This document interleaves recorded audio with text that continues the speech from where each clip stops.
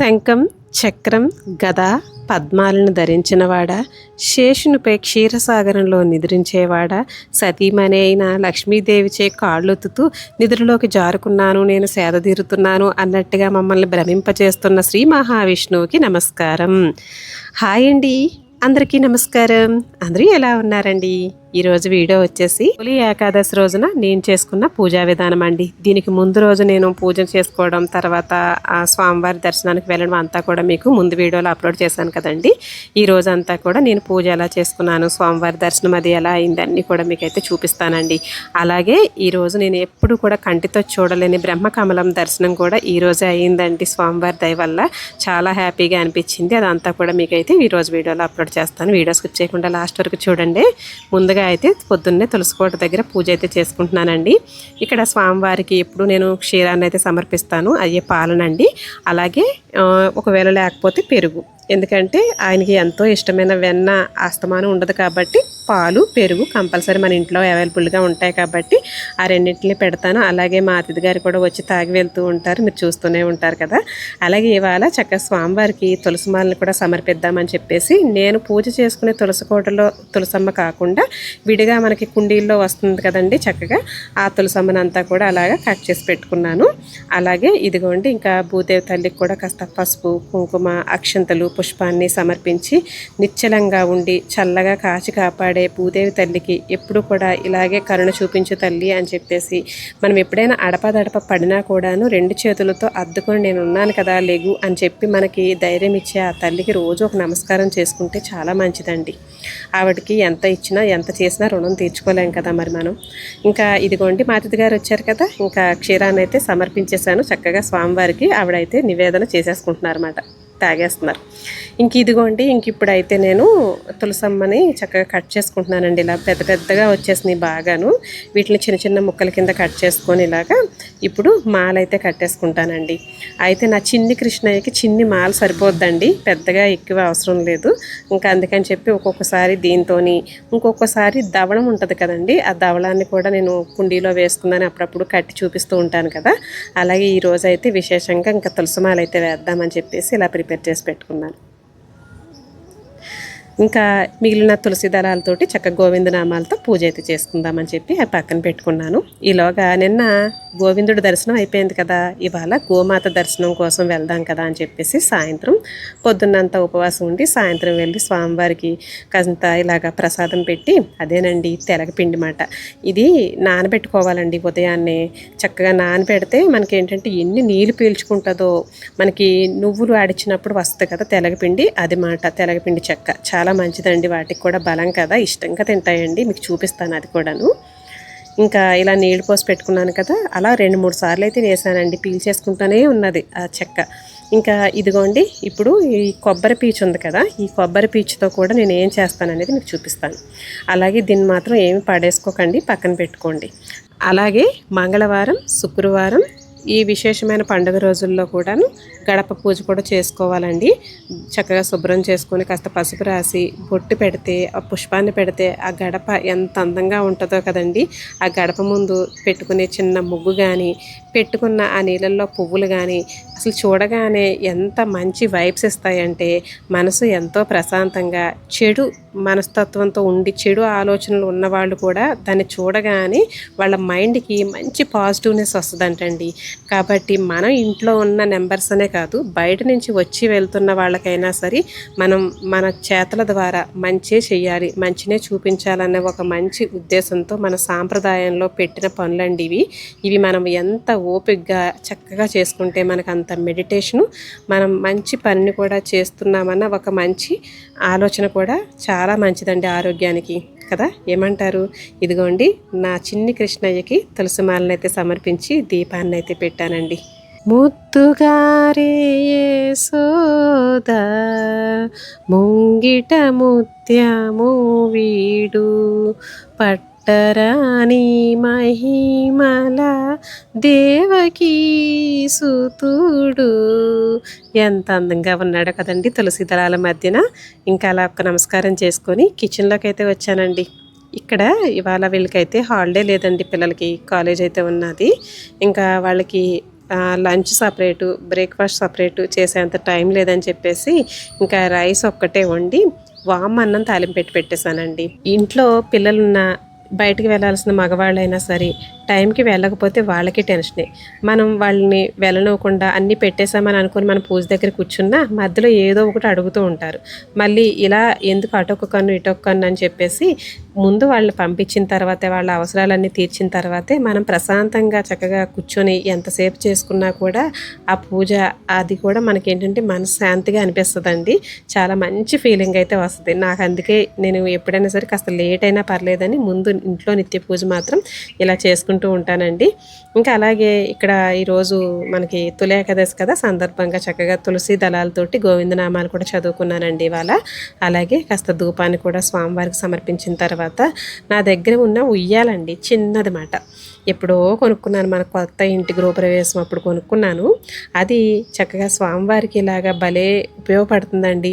ఇలాంటిది ఎప్పుడైనా ఒక వస్తువు ఉంటే తెచ్చుకోండి. చక్కగా స్వామివారికి ఇలా మనం మనశ్శాంతిగా మన ఇంట్లోనే చక్కగా స్వామివారికి ఇలాగ పువ్వులతోటి చక్కగా తులసి దళాలతోటి పెట్టి మన చేతితో మనం అంటే దేవాలయాల్లో చేస్తూ ఉంటారండి, కానీ మనం కూడా మనస్ఫూర్తిగా ఇలాగా చక్కగా స్వామివారికి ఉయ్యల్లో వేసి పవలింపు సేవ చేస్తున్నట్టు, లేదంటే స్వామివారి వాళ్ళ యోగ నిద్రలోకి వెళ్ళడం కదా, చక్కగా ఉయ్యాల తులసి దళాన్ని పుష్పాలని చక్కగా సమర్పించి చక్కగా ఉయ్యల ఊపుతూ స్వామివారిని నిద్రలోకి జారుకోవయ్యా అంటూ పవలింపు నేను చేస్తున్నట్టుగా భావిస్తూ ఎంత హ్యాపీగా అనిపించిందోనండి. చక్కగా స్వామివారికి హారతిని కూడా ఇచ్చిన తర్వాత నైవేద్యాన్ని కూడా నారికేళాన్ని అరటిపళ్ళని కూడా సమర్పించానండి. అలా చక్కగా నా దగ్గర ఉన్న వింజామరాలు ఉన్నాయి కదండి, ఆ వింజామరాలతోటి చక్కగా స్వామివారికి సేవ కూడా చేసుకున్నాను అనమాట. ఇలాగా ఇంతకన్నా ఏం కావాలి చెప్పండి?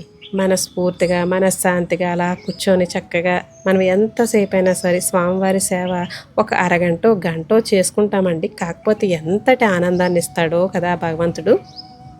అలాగే ఇది నిన్న స్వామివారు నాకు ఇచ్చిన ప్రసాదం, స్వామివారికి అలమిర చందనం అండి. ఇది స్వామివారి ధరించిన తర్వాత మనకి ఇచ్చిన చందనం ఉంటుంది కదా, ఆ చందనం ఎంత సువాసననండి, అసలు నిజంగాను ఎంత సుగంధభరితంగా ఉంటుందంటే దాని సువాసన ఇంకా దేనికి రాదండి. నిజంగా అంతటి మహత్యం ఉన్న చందనాన్ని ఇంకా కాస్తంత అలాగా నుదుటను పెట్టుకుంటే ఎంత మంచి వైబ్స్ అనేవి మనం అనుభవిస్తేనే తెలుస్తుందండి అది కదా. అలాగే ఇప్పుడు మీకు చూపించేవి సమిదలండి. ఇవి మనకి పూజా సామాగ్రి షాప్లో దొరుకుతాయి అన్నమాట. ఒక 2 కట్టలు అయితే తెచ్చిపెట్టుకున్నానండి. ఇవాళ నేను ఒక సంకల్పం చేసుకున్నాను అనమాట. ఇలాంటి విశేషమైన రోజుల్లో ఉదయం కానీ సాయంత్రం కానీ అగ్నిహోత్రం చేయాలి అని చెప్పేసి, అగ్నిహోత్రుడికి మనం ఇలా హవిస్సులు కానీ యజ్ఞం రూపంగా కానీ అగ్నిహోత్రం చేస్తున్నట్టుగా మనం భావిస్తూ చక్కగా స్వామివారికి ఆ సూర్య భగవానుడికి ఇచ్చే ఆజ్యం మాట. ఇది ఒక యజ్ఞంలాగా మనం అనుకుంటామండి. రోజు చేసేవాళ్ళు ఉంటారు, కాకపోతే రోజు చేయడానికి వీలు కాని వాళ్ళకి ఇలా విశేషమైన రోజుల్లోనైనా సరే అగ్నిహోత్రం చేసుకుంటే చాలా మంచిదండి. దీనికి సంబంధించి ఫుల్ వీడియో ఎప్పుడైనా మీకు కావాలంటే చెప్పండి, నేను వీడియో అప్లోడ్ చేస్తాను. అలాగే ఇదిగోండి ఇంకా కొత్త పొయ్యి కదా, దీనికి సంబంధించింది కూడా మీకు వీడియో అప్లోడ్ చేస్తాను తర్వాత, అసలు ఎందుకు వేసుకున్నాను ఏంటనేది. అలాగే ఇంకా ఈరోజు మంచి రోజు కాబట్టి ఈ కొత్త పొయ్యిలోనే చక్కగా అగ్నిహోత్రం చేస్తున్నానండి. అయితే ఇక ఇప్పుడు కాస్త పసుపు కుంకుమ పువ్వులతోటి అక్షంతలతోటి చక్కగా చుట్టూ కూడా అగ్నిదేవుడికి కాస్త వేసి నమస్కరించుకొని, అలాగే సమిదలు పెట్టి కర్పూరం కొబ్బరి పీచు ఇందాక చెప్పాను కదండి అట్టె పెట్టుకోండి అని చెప్పేసి, ఆ కొబ్బరి పీచుతోటి చక్కగా వెలిగించుకొని ఆ కర్పూరంతో ఇప్పుడు అందులో నెయ్యి బియ్యము కలిపినవి 3 సార్లు వేసి నమస్కరించుకున్నానండి. ఇంకా సాయంత్రం వరకు ఉపవాసం అయితే ఉన్నాను. ఈలోగా చక్కగా పొద్దున్నే నానబెట్టుకున్నాను కదండి, ఈ తెలగపిండి అయితే చక్కగా నానిపోయింది. దీన్ని ఇలాగా ఇంకా కవర్లో వేసుకొని తీసుకొని వెళ్ళానండి మన గోశాలకి. మన ఇంటి దగ్గరలోనే ఉంటుంది కదా, చక్కగా కృష్ణయ్య దర్శనం కూడా అవుతుంది. అక్కడే లక్ష్మీ నరసింహస్వామి టెంపుల్ కూడా ఉంటుందండి. మీకు నా వీడియోస్లో చాలా వరకు చూపించాను. ఇంకా గోమాతలకైతే ముందు ఇలాగా దానా పెట్టేసిన తర్వాత 3 ప్రదక్షిణలు చేసుకొని స్వామివారి దర్శనం కూడా అయిందండి. ఇవాళ చాలా రష్ ఉంటుంది కదా అని చెప్పేసి మనకు కనీసం నిన్న స్వామివారి దర్శనం అయిపోయింది కదా, ఇవాళ ఇలాగా గోమాతలు కాస్త దానా పెట్టి గో ప్రదక్షిణ చేసుకొని ఈ గోవిందుడి దర్శనం కూడా చేసుకొని వద్దాం కదా అని వచ్చాను. కానీ ఇవాళ ఆ రాధాకృష్ణులు ఎలా మనకు దర్శనం ఇచ్చారంటే ఇదిగోండి గోవిందుడు అలాగే గోదాదేవి చక్కగా ఎంత అందంగా ఉన్నారు చూడండి. అందం ఏంటండి, అసలు అందానికే అందం మన గోవిందుడు కదా. ఎంత ముద్దొచ్చేస్తున్నారో అసలు వెళ్ళగానే అదొక మనసుకు తెలియని సంతోషం అండి. గోవింద గోవింద అంటూ మళ్ళీ ఇక్కడికి వచ్చాను అనుకుంటున్నారు, మా సిస్టర్ అండి వాళ్ళ ఇంట్లో చాలా చాలా విశేషంగా లాస్ట్ ఇయర్ ఈ ఇయర్ కూడాను చక్కగా మీకు తమిళలో చెప్పాను, ముందు కూడా చెప్పాను కదండి, బ్రహ్మకమలం చక్కగా విడుస్తుందండి. ఎంత ఆనందం అనిపించిందంటే, ఎంత అదృష్టం చేసుకున్నావే తల్లి అనిపించింది నాకైతేనే. ఇదిగోండి బ్రహ్మకమలం మొగ్గగా ఉంది కదండి, ఇంకా విడవలేదు. కాకపోతే నేను ఫస్ట్ టైం చూశానండి. అసలు చూడగానే తల్లి గర్భంలో ఉన్న శిశువులాగా అనిపించిందండి. రక్షణ కవచంలాగా ఆ రేకులు అవి చూసి ఒళ్ళు జగులుగులిపిందండి నిజంగా. అసలు నాకు ఫస్ట్ టైం చూసానేమో పేరు వింటమే తప్ప వీడియోలో చూసినప్పుడు ఏం అనిపించలేదండి. డైరెక్ట్గా చూస్తే మాత్రం ఆ ఫీలింగే వేరన్నమాట. అయితే ఇంకా ఒక్క నమస్కారం అలా చేసుకొని ఇంకా మంచి వైబ్స్తో అయితే బయటకు వచ్చానండి. నిజంగా చిన్న కుండి, అసలు ఎంత కుండి ఉందండి అది. ప్రతి సంవత్సరం లాస్ట్ ఇయర్ వచ్చింది, ఈ సంవత్సరం 2, ఒకటైతే రాలిపోయిందంటండి, ఒక కొమ్మ మాత్రమే ఇలా పైకి వెళ్ళింది, ఇంకా 2 కొమ్మలు ఇలా కిందకు వచ్చినాయి. ఈ 2 కొమ్మలకి 2 పువ్వులు అయితే వచ్చినాయి అంటండి.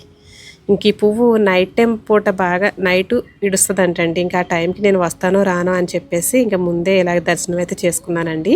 అలాగే ఇంకా సాయంత్రం ఇంటికి వచ్చిన తర్వాత మళ్ళీ సంధ్యాదీపం పెట్టుకున్న తర్వాత స్వామివారిని కాసింతసేపు ఇలాగ ఉయ్యాల్లో ఊపుకొని, స్వామి ఇవాళ ఇంతలా కరుణించావా, ఇంత సేవ చేసుకునేంత టైము, అంత ఓపికని, అంత శ్రద్ధని ఇచ్చినందుకు నీకు శతకోటి నమస్కారాలు తండ్రి అని చెప్పి నమస్కరించుకున్నానండి.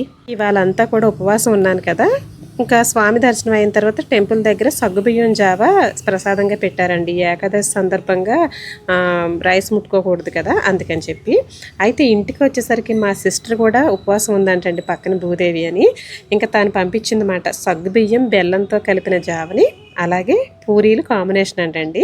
ఇంకా తను తింటూ నాకు కూడా ఇలాగే పెట్టి పంపించింది మాట. ఇంకా ఇదండి ఇవాళ ప్రసాదం అయితే. ఇంక ఇదే స్వామి నువ్వే పంపించావు కదా అనుకొని స్వీకరించాను అనమాట. ఇదండి ఇవాళ వీడియో. ఉంటానండి మరి. Thank you for watching.